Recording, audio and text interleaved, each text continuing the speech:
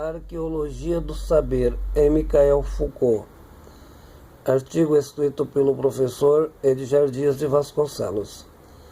As ideias de Michel Foucault, 1926 a 1984. França. Grande pensador contemporâneo. No início do seu trabalho acadêmico, foi identificado com o método estruturalista, muito bem elaborado.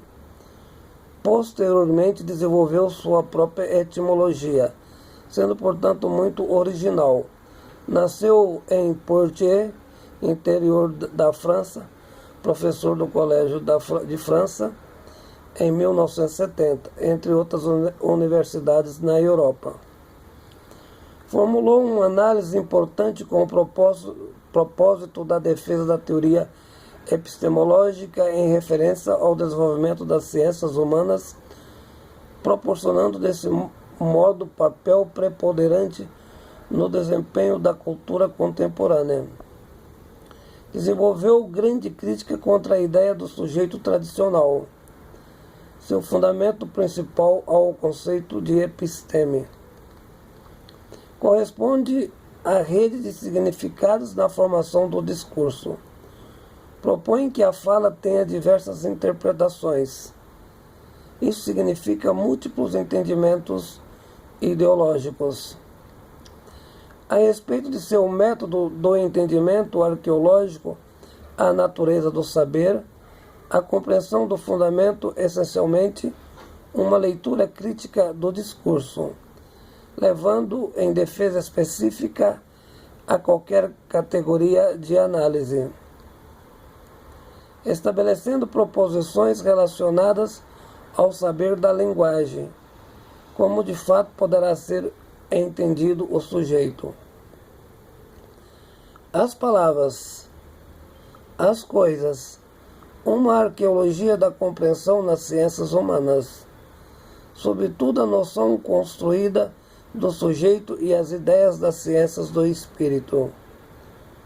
O que, de certo modo, origina-se tudo, em referência ao fundamento, numa perspectiva cultural, sendo também a mesma uma invenção construída. A cultura não é um fato fenomenológico acabado como um fenômeno em si, sendo, de certa maneira, um objeto, a priori, em elaboração. No sentido da interpretação, pode estar correta ou não. O mundo é repleto de significações, mas as mesmas poderão não representar as verdades em seus procedimentos acadêmicos. O homem é uma invenção da arqueologia do saber e da linguagem. Podemos dizer da produção do pensamento. Por fim, Foucault aproxima-se das categorias de Nietzsche e, nesse instante, procura desenvolver sua epistemologia científica em outra direção.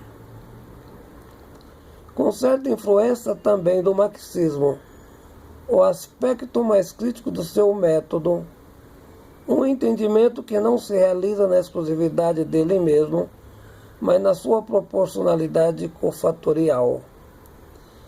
A compreensão por aproximação é, na verdade, apenas uma relação de proporcionalidades.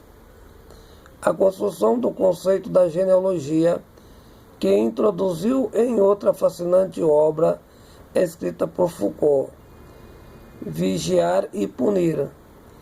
A referida para ele é naturalmente histórica e relaciona com a força do poder político,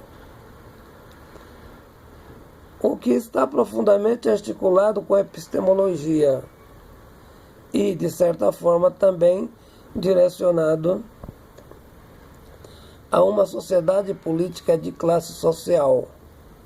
Como o Estado organiza politicamente a sociedade civil, colocando a mesma em seu domínio.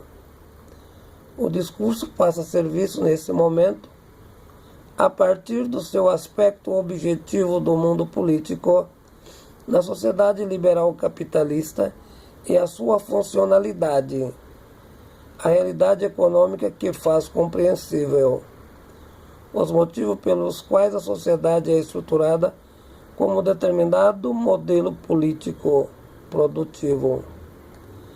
Entretanto, para ele, a força política é vista de forma essencialmente não compreensiva, por se apresentar difusa, não identificada naturalmente apenas com o Estado, profundamente articulada com outros fatores em relação ao Estado político em todas as suas instâncias de comando da vida social e cultural.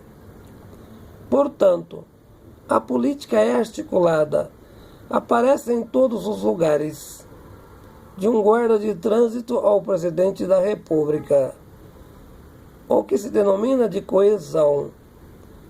A força microfísica dela mesma, um emaranhado de instâncias contra a liberdade do homem, que se encontra jurisdição em diversas instituições. Sua obra, vigiar e punir, resulta da sustentação de tal interpretação. A mudança da sociedade passa necessariamente pela modificação das microforças em relação à macroforça. Não é possível a modificação da política desconsiderando a temível relação dialética do domínio entre a hierarquização dos micropoderes ao macropoder.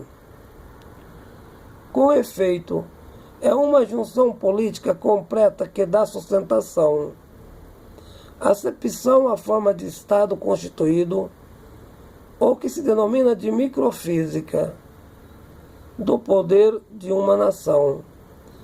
A mudança institucional do Estado encontra-se nessa relação, formas as quais têm de sofrer interferências pela sociedade organizada politicamente.